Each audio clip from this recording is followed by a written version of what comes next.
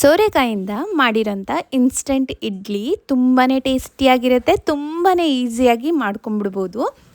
ಈ ಇಡ್ಲಿ ಟೆಕ್ಸ್ಚರ್ ಬಂದುಬಿಟ್ಟು ತುಂಬ ಸಾಫ್ಟಾಗಿರುತ್ತೆ. ಬಿಸಿ ಬಿಸಿ ಇಡ್ಲಿ ಹಾಗೆ ಶೇಂಗಾ ಚಟ್ನಿ ಜೊತೆ ತಿಂತಾ ಇದ್ದರೆ ಏನು ಹೇಳ್ತೀರಾ ಟೇಸ್ಟು.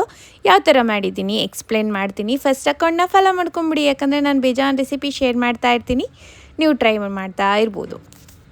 ಫಸ್ಟ್ ಸೋರೆಕಾಯಿನ ಸಿಪ್ಪೆ ಎಲ್ಲ ತೆಗೆದ್ಬಿಟ್ಟು ತುರಿದು ಇಟ್ಕೋಬೇಕು. ಈ ಒಂದು ಫುಡ್ ಪ್ರೊಸೆಸರು ನಂಗೆ ತುಂಬಾ ಹೆಲ್ಪ್ ಮಾಡ್ತಾ ಇದೆ.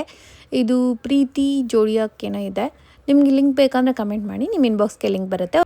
ಒಂದು ಬೌಲ್ಗೆ ಸೋರೆಕಾಯಿನ ಟ್ರಾನ್ಸ್ಫರ್ ಮಾಡಿಕೊಂಡು ಒಂದು ಅರ್ಧ kg ಅಷ್ಟು ರವೆ, ಇದು ಬಾಂಬೆ ರವೆ ಅಂತಾರಲ್ವ ಅದು, ಸೂಜಿ ಅಂತಲೂ ಅಂತಾರೆ. ಮೊಸರು ನೋಡಿಬಿಟ್ಟು ನಾವು ಹಾಕ್ಕೋಬೋದು, ಜಾಸ್ತಿ ಇದ್ದರೆ ಜಾಸ್ತಿ ಹಾಕ್ಕೋಬೋದು, ಇಲ್ಲ ಸ್ವಲ್ಪ ಮೀಡಿಯಮ್ಮಾಗಿ ಹಾಕ್ಕೊಂಡು ನಡೆಯುತ್ತೆ. ಮೊಸರು ಹುಳಿ ಇದ್ದರೆ ಮಾತ್ರ ಚೆನ್ನಾಗಿ ಉಬ್ಬಿ ಬರುತ್ತೆ ಇಡ್ಲಿ. ಆಮೇಲೆ ಒಂದು ಸ್ವಲ್ಪ ನೀರು ಹಾಕ್ಬಿಟ್ಟು ಕನ್ಸಿಸ್ಟೆನ್ಸಿ ನೋಡಿಕೊಂಡು ಚೆನ್ನಾಗಿ ಮಿಕ್ಸ್ ಮಾಡಿ ಪಕ್ಕದಲ್ಲಿ ಇಟ್ಕೊಂಬೇಡ.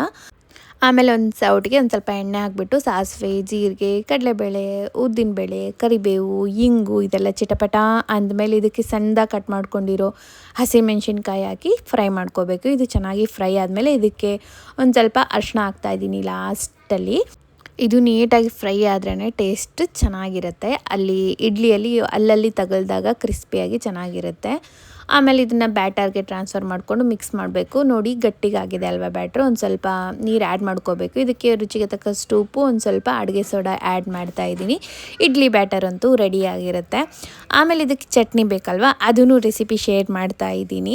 ಫಸ್ಟ್ ಒಂದು ಮಿಕ್ಸಿ ಜಾರಲ್ಲಿ ಹುರಿದಿರೋಂಥ ಶೇಂಗಾ ಬೀಜ ಇದು, ಆಮೇಲೆ ಹುರಿದಿಟ್ಕೊಂಡಿರೋ ಹಸಿಮೆಣ್ಸಿನ್ಕಾಯಿ, ಒಂದು ಸ್ವಲ್ಪ ಹುಣಸೆಹಣ್ಣು, ಬೆಲ್ಲ, ಉಪ್ಪು, ನೀರು ಹಾಕಿ ಗ್ರೈಂಡ್ ಮಾಡ್ಕೊಂಬಿಟ್ರೆ ಆಯಿತು. ನಮಗೆ ಟೇಸ್ಟಿಯಾಗಿರೋ ಶೇಂಗಾ ಚಟ್ನಿ ರೆಡಿಯಾಗಿರುತ್ತೆ. ಇದಕ್ಕೊಂದು ಒಳ್ಳೆ ಒಗ್ಗರಣೆ, ಇಂಗು ಹಾಕಿರೋ ಒಗ್ಗರಣೆ ಆದರೆ ಸೂಪರ್ ಟೇಸ್ಟಿಯಾಗಿರುತ್ತೆ. ಆಮೇಲೆ ನಮ್ಮ ಬ್ಯಾಟರ್ ಏನಿರುತ್ತಲ್ಲ ಅದನ್ನು ಇಡ್ಲಿ ಥರ ಹಾಕ್ಕೊಂಡು ಒಂದು 20 ಮಿನಿಟ್ಸ್ ಬೇಯಿಸ್ಕೊಂಬಿಟ್ರೆ ಆಯಿತು. ನಮಗೆ ಬಿಸಿ ಬಿಸಿಯಾಗಿರೋ ಸೋರೆಕಾಯಿ ಇಡ್ಲಿ ರೆಡಿಯಾಗಿರುತ್ತೆ. ಚಟ್ನಿ ಜೊತೆ ಸವಿಬೋದು. ಬಾಯ್.